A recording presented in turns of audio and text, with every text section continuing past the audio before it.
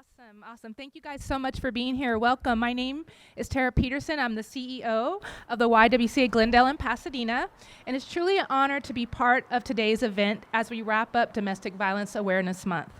Domestic Violence Awareness Month is a time for us to come together to raise awareness of the devastating yet pervasive issue, to elevate the visibility of community resources available to help, and to celebrate the strength and resiliency of the brave survivors in our lives and in our community. For more than 40 years, our organization has been a safe haven for survivors fleeing abuse, and we proudly help families find the long-term safety, stability, and independence they deserve. We do not do this work alone. It's only with the support of partnerships with the Glendale Police Department, our local government, partnering community organization, hotel owners, service and faith-based groups, and our generous donors that we are able to meet the demand for our survivors. Together, we ensure that every survivor who reached out to us has had their needs for safe shelter, food, clothing, and healing services met, and that they were treated with dignity, care, and compassion. I thank all of you incredible partners that are in this space today for partnering with us and sharing our commitment to build a future without abuse. I would now like to introduce Hasmeek, who is going to present us with a land acknowledgement for today.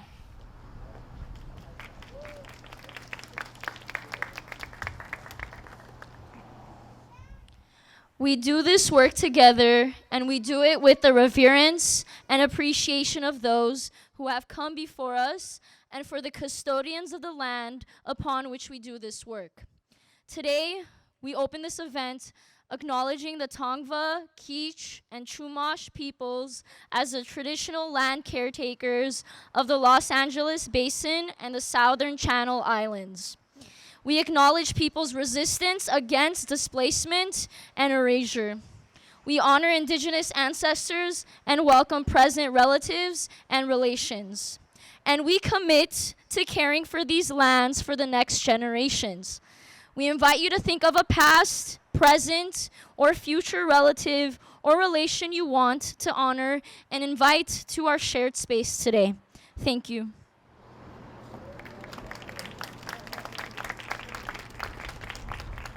And now I'd like to invite Christine Powers to the podium.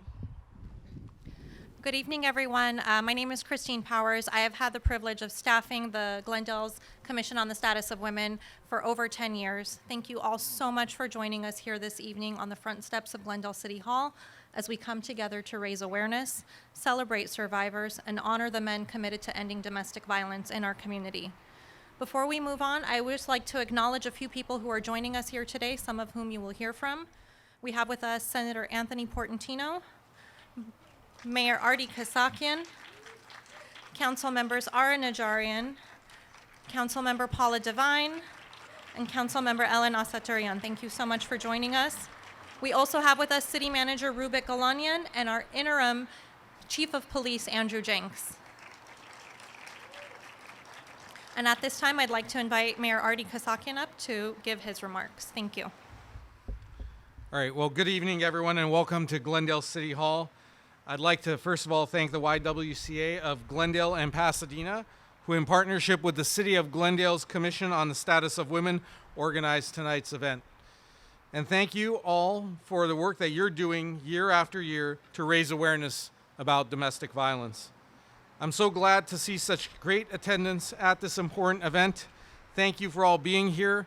I know that we've tried to gather through COVID, but seeing so many friendly faces without masks is really reassuring and warms my heart. Earlier this month,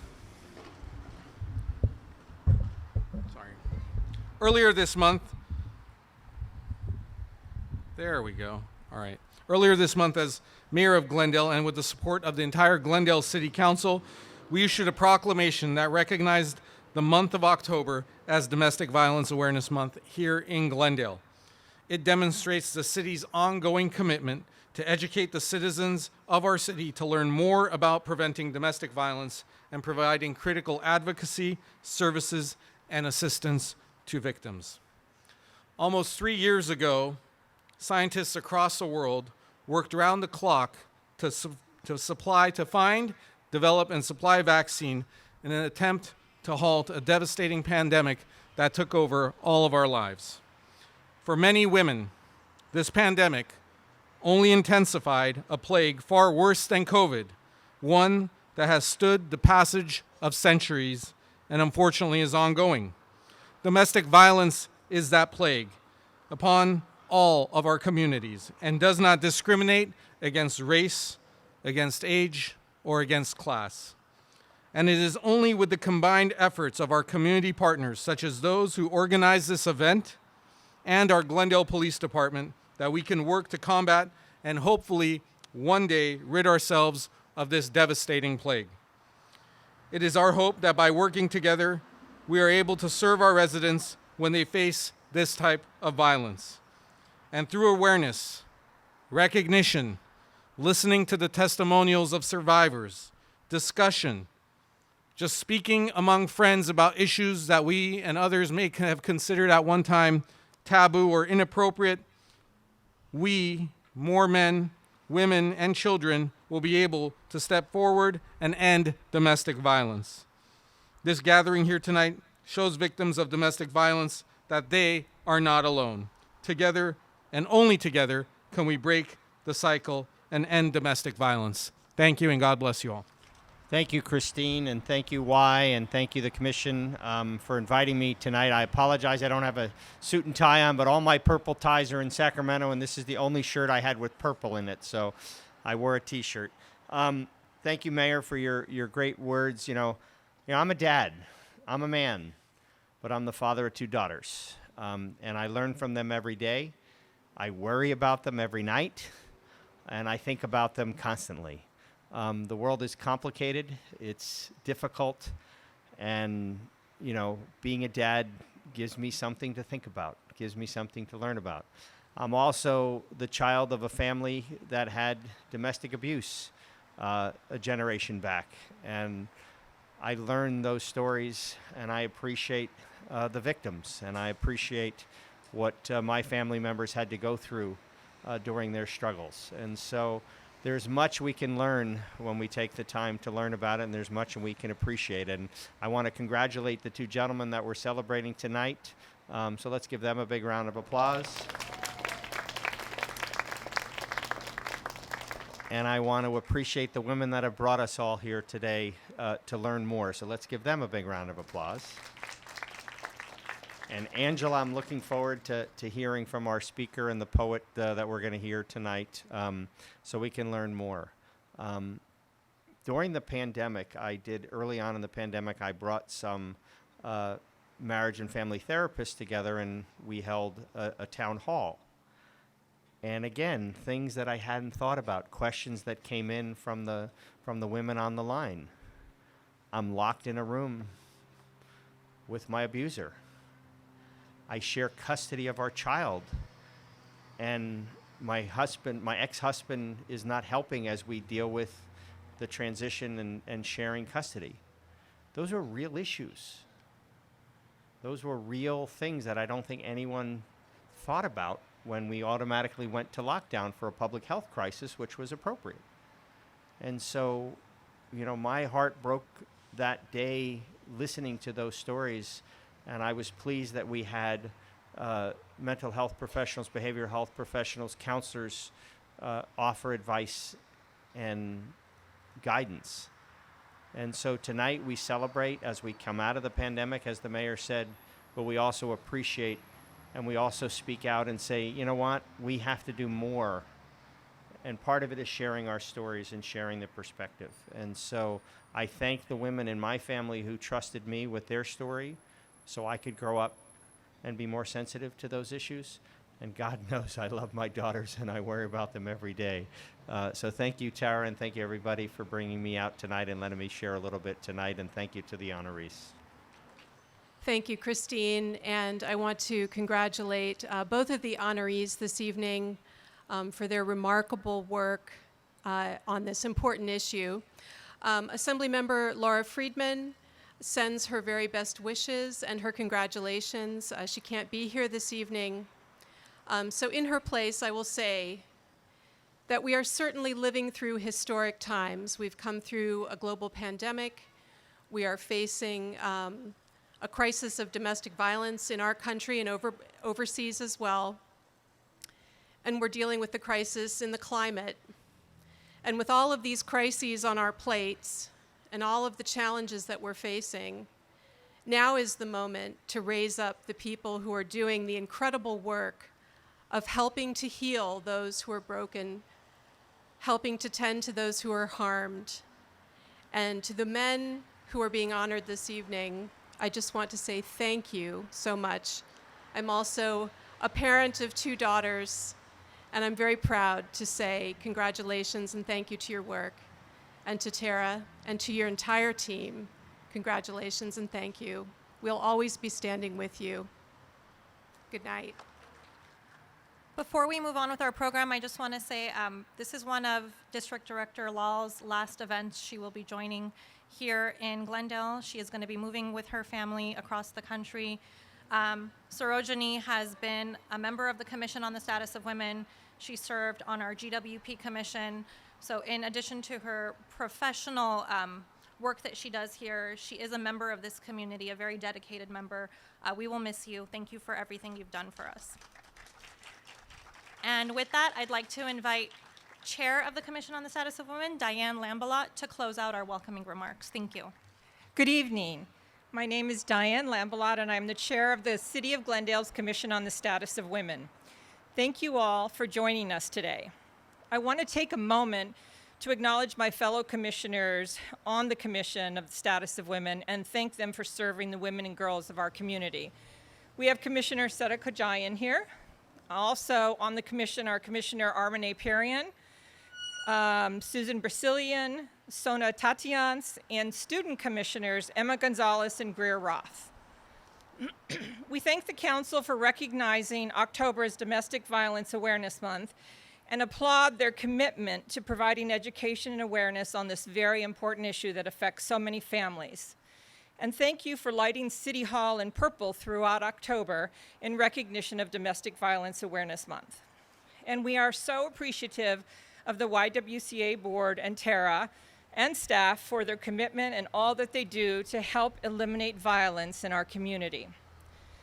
I also want to take a moment to congratulate the 2 awardees. Thank you for your commitment to supporting survivors and working with the community to break the cycle and end domestic violence. And finally, on behalf of the YWCA Glendale and Pasadena and the Commission on the Status of Women, we would like to recognize former Chief of Police Carl Povolitis for his 32 years of dedicated service to the Glendale community.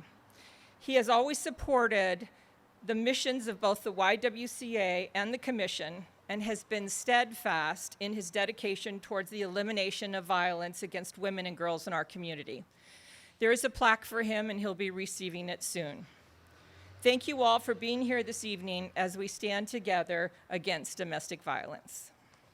Thank you, Diane, and thank you to all of our elected officials for being here and for your remarks. I also want to acknowledge our board members that are here this evening. We have Dick Bennett, as well as our my co-host, Manuel, as well. So thank you guys for both being here. I hope I didn't miss anybody, but thank you. You know, when we started this event a few years ago, we really wanted to make sure that we were including men voices in this work. We know that domestic violence can be impacted, anybody can be impacted by domestic violence, including men. But we also know that men are the main perpetrators of domestic violence. So men have to be a part of the solution. And so we are really grateful for the men in this community, the men that are here today, who stand shoulder by shoulder with us as we do this work. So now I get the pleasure of introducing Angie. Come on up here. She's our spoken word poet tonight. I had an opportunity, we just honored Angie the other couple weeks ago with the Women's for Racial Justice Breakfast Award. And I had an opportunity to sit with Angie and learn more about her story as a child, her story as a young woman. And I knew that I wanted her to be here today to share her story with us all. So we are in for an amazing treat. Please join me in welcoming Angela Aguirre.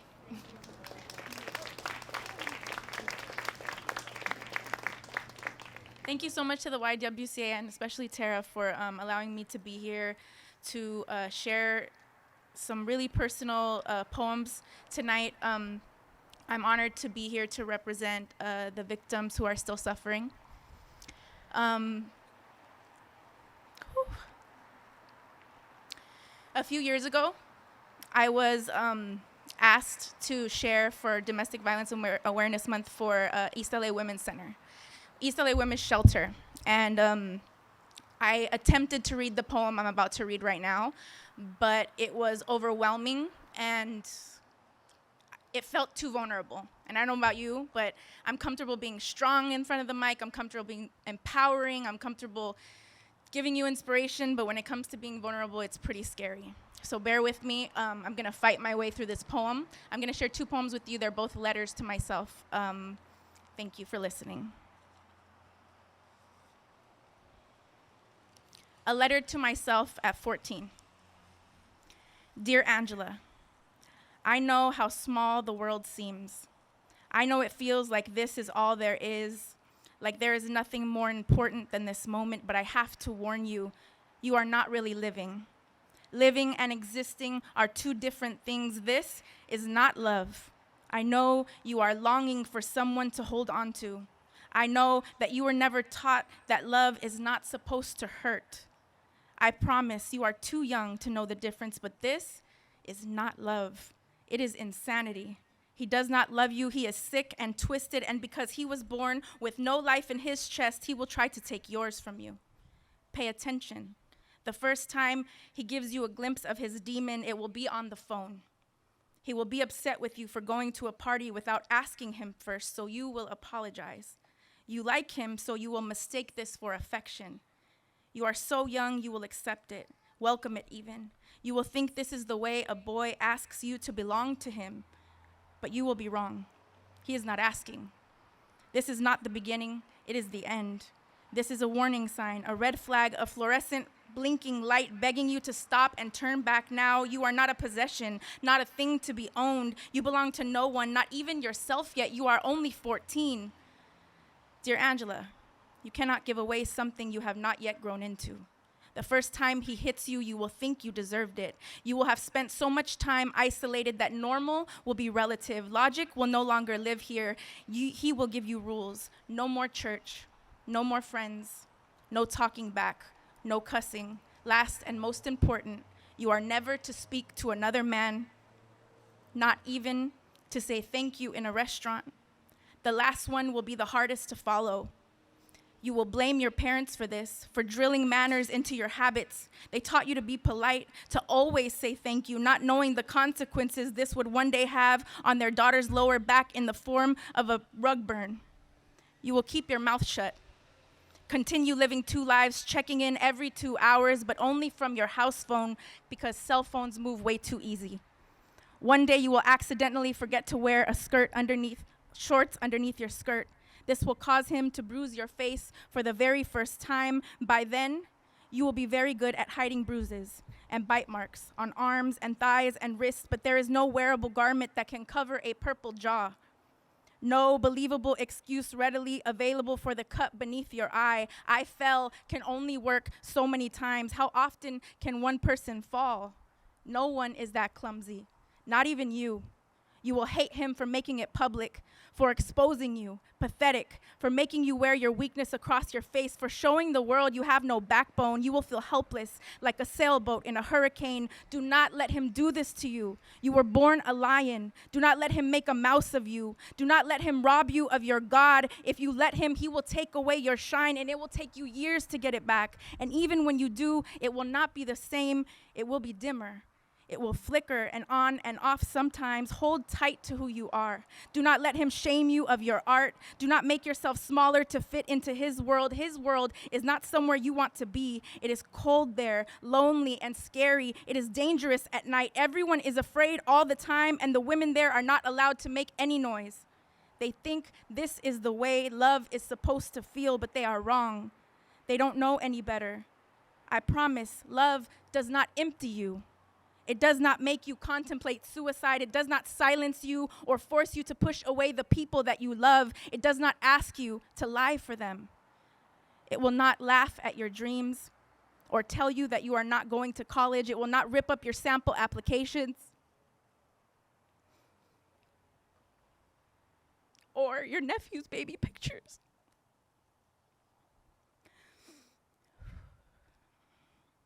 Love does not intimidate. It does not smash things or sock walls just to show you how hard it can hit. It does not make you miserable. Love does not peel away the layers of your identity or eat away at your not yet developed self-esteem. It does not leave you lifeless. I am trying to show you the ugliest parts of this, Angela, to scare your feet into flight, hoping these will be the things that will save you from yourself, but not only you can do that.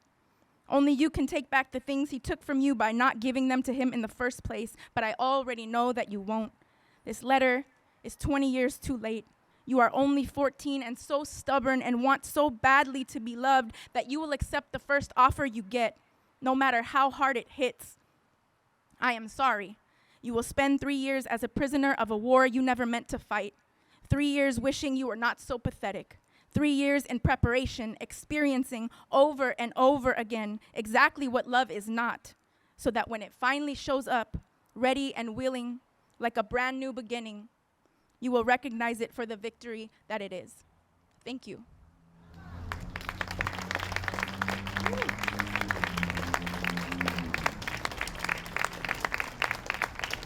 I did it. I got through it.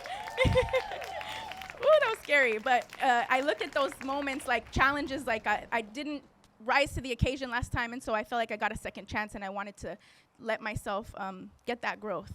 This last poem I'm going to share with you is another letter that I wrote to myself more recently during a depressive episode where I just did not want to be here anymore. And writing has been my salvation in many ways, and this letter is proof of that. And I hope that these words bring you hope. Dear Angela, you are divine, a gift from God, a light in the darkness. You are a miracle. The perfect verse over the perfect beat. You are the greatest love story ever told. The greatest woman to ever live in your skin. You are phenomenal. The way you love others should be the blueprint you use to love yourself. You deserve to be loved, holy, worshipped like the goddess that you are. You deserve to be loved. I say this again because you seem to forget it so often. You are worthy of the same quality of love you give everyone else. Angela, your heart is an ocean. It is deep and full of life. It is so immense that parts of it have not yet been explored, and that is okay. Stop trying to give it away so easily and without collateral. Dear Angela, you deserve an ocean in return. Stop settling for puddles. Stop trying to love them into lakes. Angela, you are enough. Without your poems, your book, your TED Talk, without your talented friends, without a man in your life or a job with benefits, you alone are enough. No matter how broken your Spanish, no matter how many colleges book you or not, no matter how poppin' your highlight is or if the wings of your eyeliner are even or not, you alone are enough. Why is this so hard for you to believe? Is it because your father left? Is it because your mother was never taught how to be one? You are not a mistake. You have made many. Each has brought you closer to today. That's something else you need to know, mija. The most important day in your life will always be today. Too often you let your depression rob you of it. Dear Angela, stop letting your depression rob you. Depression is just possession without all the religion attached. You can fight the darkness, but only with the light. Dear Angela, I know you so often feel stuck in the space between mediocrity and greatness. Let me make myself clear. There is nothing mediocre about you. Fear is the enemy of greatness. Stop letting it hold you back. Fear is quicksand. It will swallow you whole if you let it. Run straight toward it. Do not let it trick you into forgetting who you were born to be. Stop letting questions consume you. Time is better spent looking for answers. To find them, look within. You already have inside you everything you need to survive this. One day, you will heal yourself. And when you do, it will be glorious. Dear Angela, you are still a poet, even when you haven't written in months. Your worth is not determined by your productivity. You are eternal. You will live forever through your words. Decades from now, a little brown girl with broken Spanish, just like yours, will do a book report on you. She will open your book and it will transform into a mirror. She will see herself reflected back in your story, and she will know that hers matters. On presentation day, she will be nervous, but she will stand in front of her class anyway and recite this poem out loud. She will replace your name with her own, and the doubt will fade away.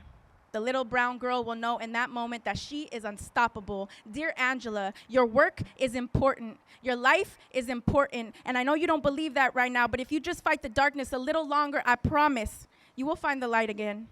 I promise you will learn to shine it on the world, and when you do, you will thank me for writing this. You will know that it saved you. Love, Angela. Thank you.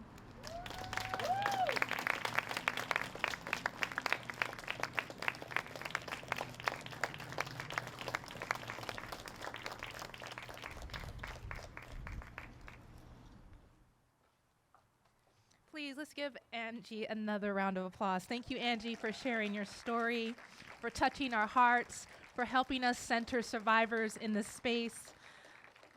Thank you. I would now like to introduce my co-host, Manuel Megpapian. Manuel is an attorney who practices civil litigation with an emphasis on, I can't even pronounce this word, but some emphasis on something. Sorry, Emmanuel.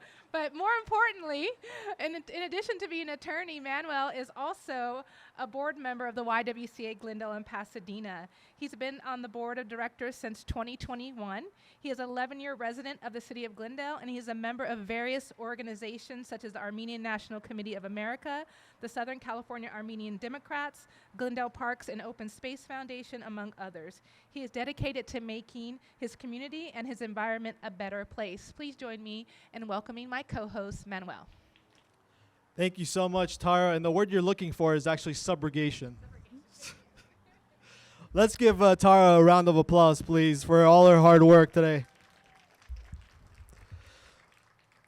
When I first joined the YWCA a year and a half ago, a lot of people, both men and women, reached out to me and asked me why I was involved with the YWCA. And the reason is actually pretty simple. The YWCA is an organization that fights against racial injustice. They're an organization that fights for women's equality, and they also raise awareness and provide resources and help and support for those women who have been victims of domestic violence. After hearing all of those issues, it was a no-brainer for me to be involved with such a great organization like the YWCA. And in the 2 years or so, approximately 2 years that I've been with the YWCA, I've learned a lesson that I'd like to share with you all. And then it's another major reason why I got involved with this organization. And that reason is this. Men have to be seen raising awareness of these issues in our community. Men have to be seen fighting for these issues with women on the streets. Men have to be seen marching the streets, protesting when there's injustice in our community towards women. And they need to speak up about domestic violence as well. If we're able to do that, if more and more men are able to get involved and be more active in the community with these issues, there's no goal we won't be able to overcome and achieve. There's no objective we won't be able to accomplish. We will be able to create a community we've always wanted to create, a just and equal one. That's why I'm involved with the YWCA, and that's why the YWCA is one of the best organizations in this community and in Pasadena as well. So I'm so glad and so happy to be a part of this organization. Without further ado, I'd like to bring up our honorees. The first honoree I'd like to provide an award to is Officer Aaron Kim. Officer Aaron Kim has been a police officer with the City of Glendale for 6.5 years now.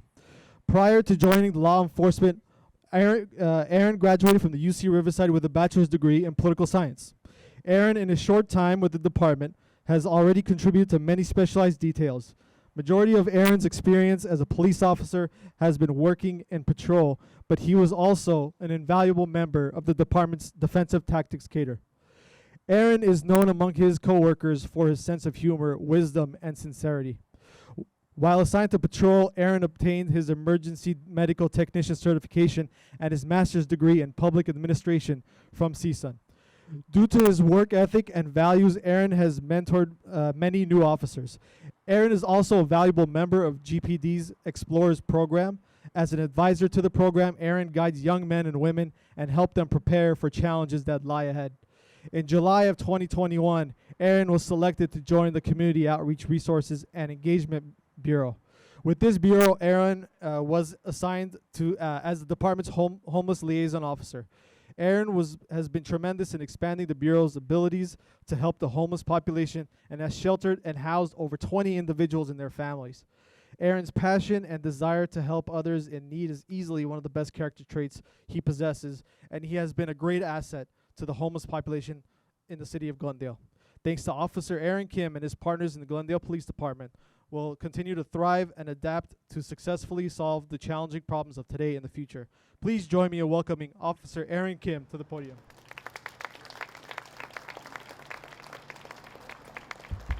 Good evening, everyone. Hello? Okay. I don't have a lot to say. That made me sound really cool, but thank you. I just want to say thank you for having me. I'm honored to be up here. Just a few people I want to thank. My wife, she's in the back. She makes it happen. So hearing all the testimony and all the stories, I'm really glad. My sergeant, my lieutenant, my department, I'm just glad to be a part of it. The only thing I have to say, and I would share with all men, is, especially police officers, is when you respond to these calls, especially domestic violence, respond with compassion, respond with sympathy, and treat these women and children like they're your own family or friends. That's really all I have to say. It's now my honor to introduce our community advocate honoree. Michigan native Howard Smith has been giving back to our communities for decades. From serving in the United States Air Force to advocating for equitable access to financial success, Smith enjoys working with community leaders and organizations to ensure that all community members have access to great quality of life. Currently, he serves as the Vice President, Membership and Community Partnership of the Pasadena Federal Credit Union.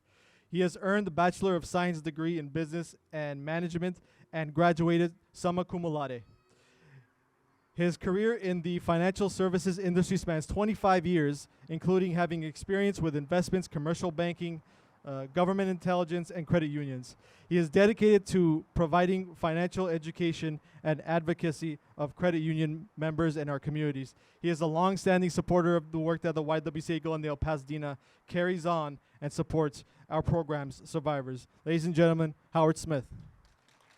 This is really a tough act to follow, with all these dignitaries from Glendale that I've had the pleasure of meeting today. So thank you very much for being here. So, in collaboration with the Commission of the Status of Women, I had the pleasure of meeting them today. So thank you so much for that introduction. So, I'm a little nervous, and you could tell it, right? That's okay, I'm gonna get through this. First and foremost, I want to say I'm humbled to receive this type of recognition from such a fabulous organization. And I accept this on behalf of my employer, Pasadena Federal Credit Union. I'm honored to be here and to work with the YWCA Glendale Pasadena team under the fantastic leadership of the CEO, Tara Peterson. Pasadena Federal Credit Union values our community partnership with the YWCA Glendale Pasadena, and we look forward to working together as we move forward. This right here, YWCA is on a mission, and they really are, and they're doing a really great job at it.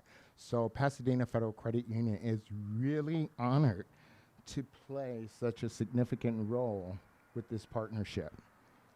Domestic violence programs and operations is a 24/7 crisis hotline and 16-bed shelters. This department is overseen by Elizabeth Shogun. She's the director. Ms. Shogun, she plays a significant role in the supervision of a variety of services for adults, both adults and children. Her leadership was instrumental in ensuring that throughout the pandemic, that the YWCA shelters for domestic violence remained open. That's incredible.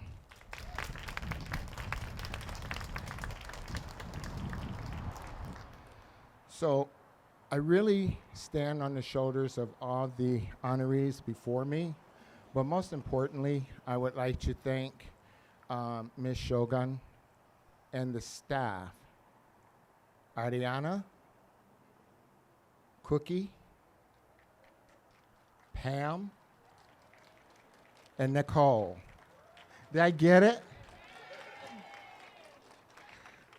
I tell you, CEO Tara Peterson, she just returned, and I was honored to be invited to her return to the YWCA Glendale, Pasadena.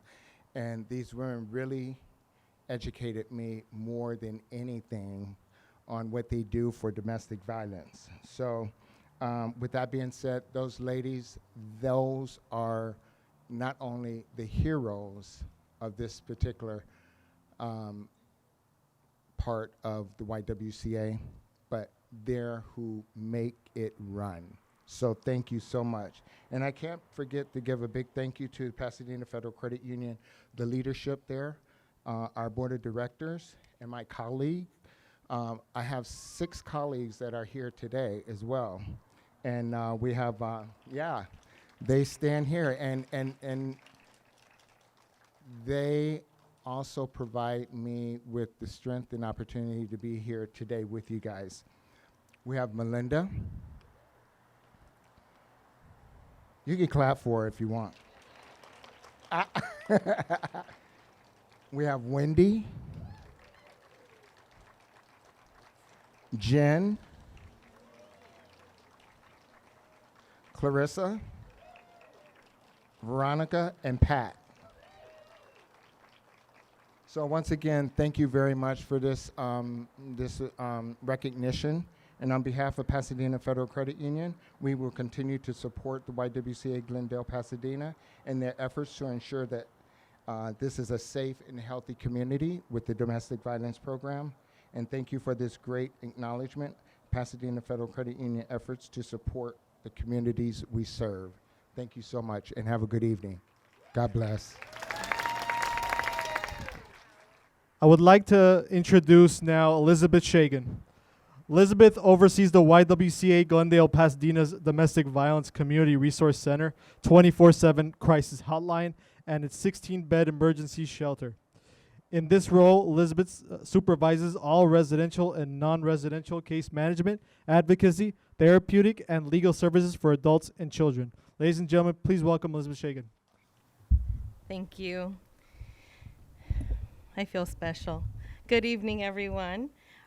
So YWCA and our partners across the community are dedicated to providing these services and to creating spaces where survivors can feel safe to reach out for support. Together, we are helping individuals and their families thrive after abuse. And we're giving survivors tools to shape their own futures and end the cycle of violence. Since 1977, the year I was born, for 4 decades, our confidential emergency shelter, Sunrise Village, has been a critical resource for those seeking safety, providing over 450 bed nights a year. We know that access to shelter and housing are essential to breaking the cycle of violence, because when survivors have safety and stability, they can begin to rebuild their lives. As a community, we have created a coordinated response that streamlines the domestic violence shelter and housing process in Glendale to ensure that all survivors can have equitable access, housing, and to all our other services.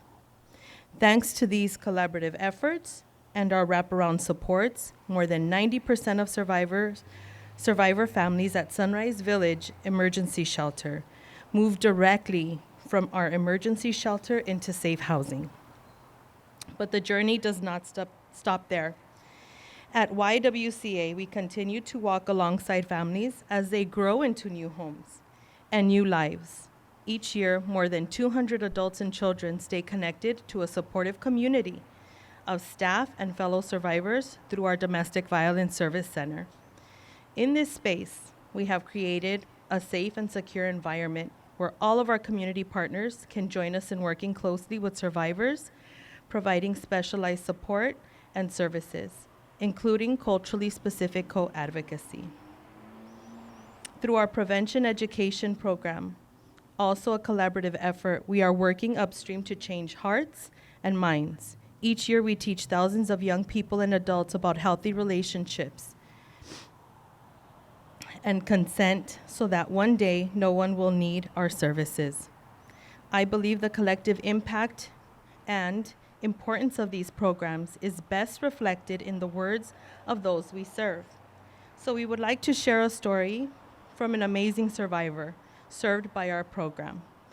I would now like to call up Pamela Buckner, YWCA Glendale and Pasadena staff attorney, Guki Limon, who's our residential manager, and Hasmik Burushian, our outreach and education coordinator to share her story. Good evening, everyone. A participant at YWCA Glendale and Pasadena named Alexandria has a story we would like to share. A few months ago, she called our 24-hour emergency hotline while someone she once loved was abusing her and her children. This was not the first time Alexandria called. It was her fourth time. The only difference was that this time she was ready to leave. We had learned that she had been experiencing this violence for several years. For the safety of her children and herself, she was ready to start the process of leaving. She didn't have her family's support, and they did not know that she was ready to enter our emergency shelter.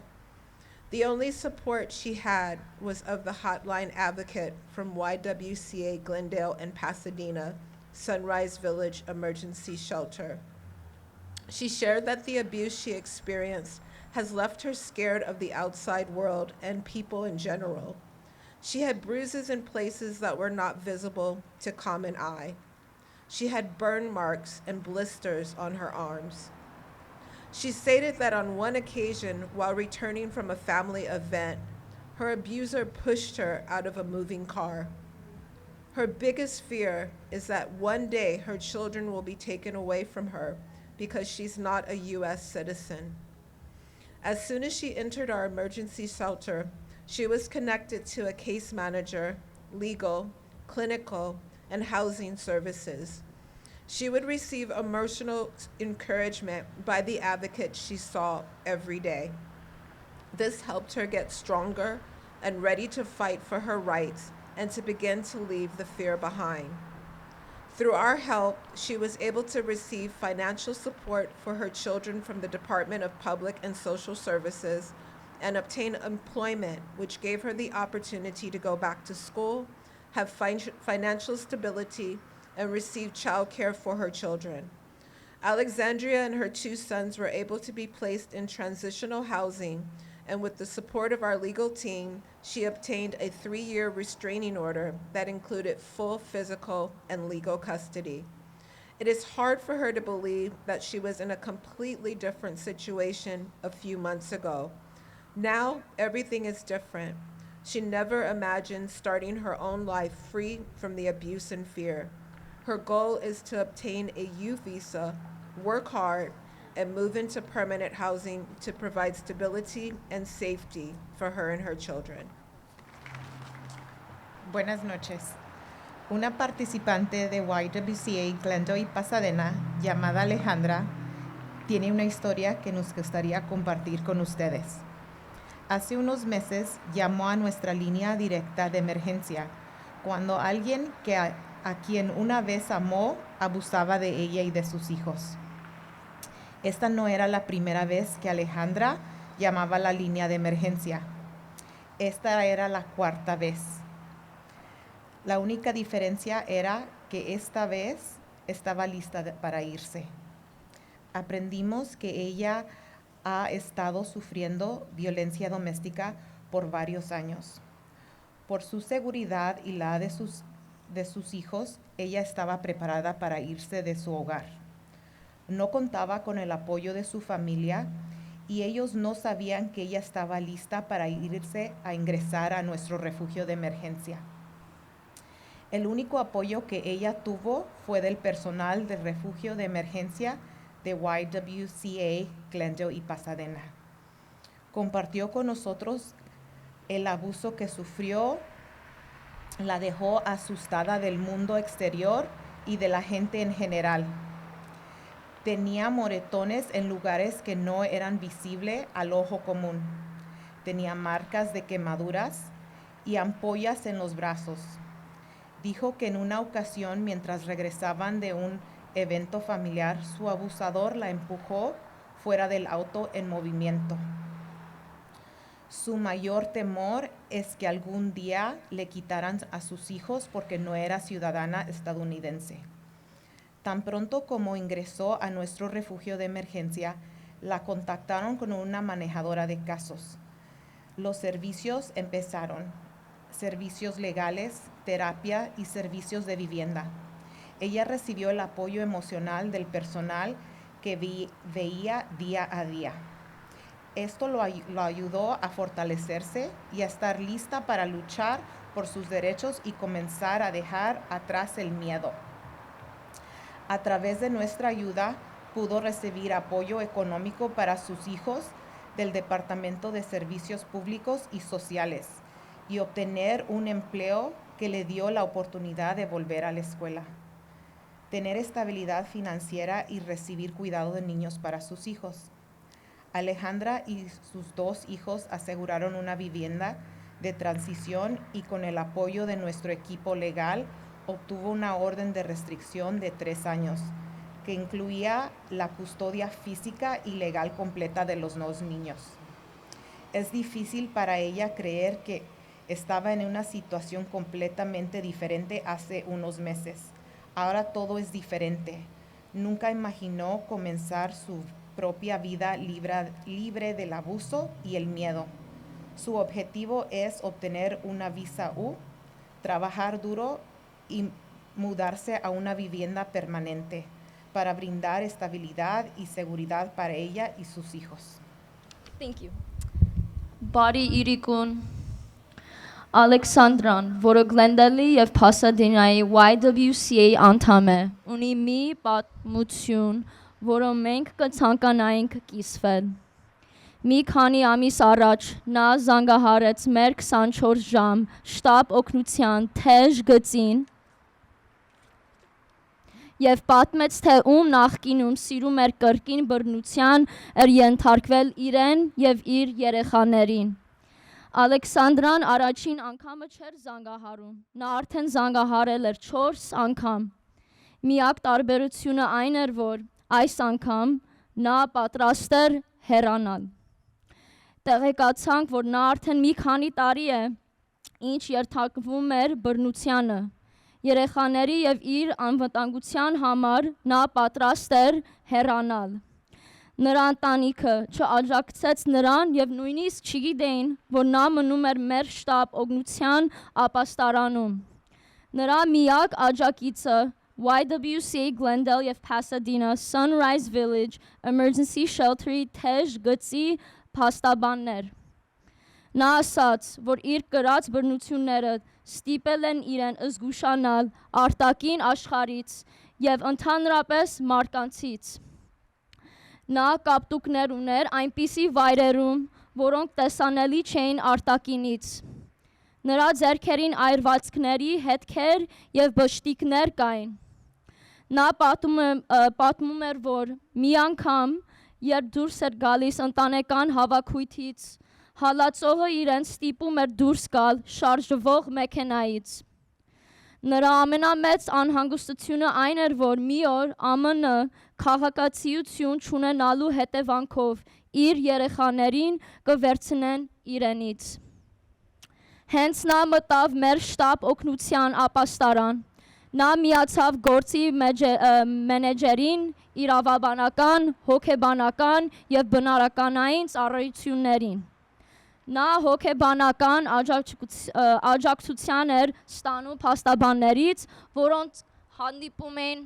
ամեն օր։ YWCA Glendale եւ Pasadena-ի ամբողջ անձնակազմը օգնեց նրան դառնալ ավելի ուժեղ եւ պատրաստ պայքարել իր իրավունքների համար եւ փորձել ազատվել վախից։ Մեր օգնությամբ նա կարողացավ ֆինանսական աջակցություն ստանալ իր երեխաների համար հանրային եւ սոցիալական ծառայությունների վարչությունից եւ աշխատանքի տեղավորվել, ինչը նրան հնարավորություն տվեց վերադառնալ դպրոց, ունենալ ֆինանսական կայունություն եւ ստանալ երեխաների խնամքի ծառայություններ։ Ալեքսանդրան եւ նրա երկու որդիները տեղավորվեցին ժամանակավոր կացարարումներ եւ մեր փաստաբանական թիմի աջակցությամբ նա ստացավ 3 տարվա խափանման միջոց, որը ներառում էր լիաժերկ ֆիզիկական եւ օրինական խնամակալություն։ Նրա համար դժվար էր հավատալ, որ մի քանի ամիս առաջ նա բոլորովին այլ իրավիճակում էր։ Հիմա ամեն ինչ այլ է։ Նա չէր պատկերացնում, որ նա կարող էր ապրել առանց բռնությունների եւ վախի։ Նրան նպատակն է ստանալ ավիզան, կրտնաջան աշխատել եւ տեղափոխվել մշտական բնակարան իր եւ իր երեխաների համար կայունություն եւ անվտանգություն ապահովելու համար։ Շնորհակալություն։ Thank you, Elizabeth, and the domestic violence team for centering survivors in your work and for the work you do in our community. Thank you very much for that. I now would like to introduce Pastor Todd Leonard from the Glendale City Church and last year's Faith Leader Purple Tie honoree.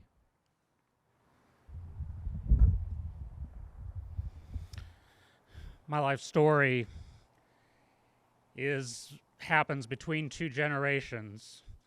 Generations where abuse and harm has taken place. My father grew up in a home marred with domestic violence.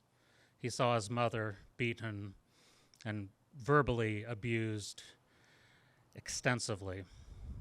He himself was abused by his father and saw his fellow siblings also harmed, belittled, and neglected. Somehow, my dad, when he became a husband and a father, he actively, consciously chose to be the exact opposite of his father. And remarkably, the home I was raised in was a home of love and peace and calm. And if my dad had a weakness, it was that he smothered his children with too much affection. Somehow my father, despite everything that he went through, became the type of man that I can stand today and be proud of and thank God for, that he did not carry on the abuse that he suffered as a child. Even though as I listen to Angela's letters to herself, I hear so much what my dad needed to hear himself. He needed to know he was worthy. He needed to know he was loved. And he carried those wounds throughout his life, and yet he passed love on rather than harm. And I watch today as a woman relative close to me, younger than me, as she shared with me this spring that she had become the victim of severe violence by another male. And to see her broken, to see her shattered, but to also see her go on, be a survivor, get therapy, do self-care, reach out to new relationships. Even in her brokenness, I see her fighting on despite what was done to her.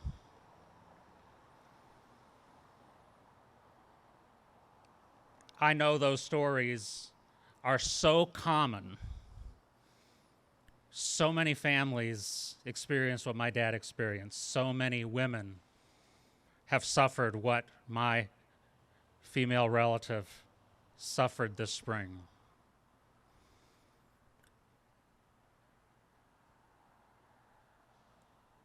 Tonight we're going to light candles as it looks like they are being passed around already. We're lighting candles first to remember that there are women and children who don't survive. This year we've lost in our country thousands of women and children to domestic violence, and we lift a candle tonight to remember those who do not have the chance to fight on. And we lift the candle in honor of those who are in the emergency shelter right here in our area, the women around this country who have suffered, who have gone through hell.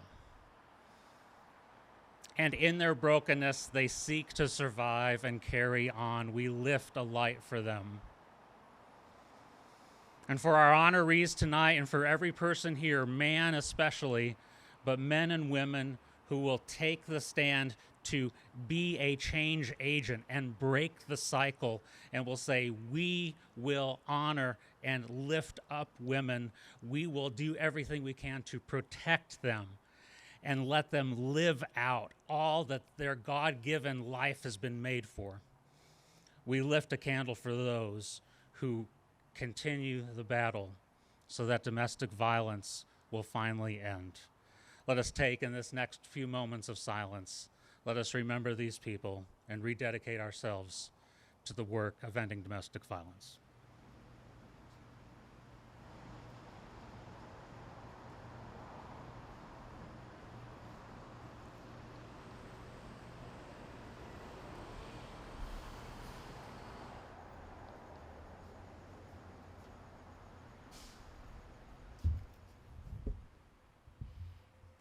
Thank you, Pastor Todd Leonard, for those beautiful words and for sharing your story and helping us center survivors. I want to thank our domestic violence team that's here today and those who are working at our shelter who are not able to be here today because our shelter is 24 hours, 7 days a week.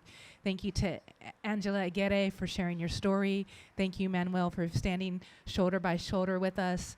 Thank you all so much for being here. To our law enforcement officers, thank you to our past Purple Tie honoree, Alex. Thank you so much for being here, as well as Todd. And again, thank you to the City of Glendale and the Commission on the Status of Women. We appreciate your partnership, and we look forward to partnering for years and years to come. So with that, the program is concluded. You may blow out your candles. Thank you very much.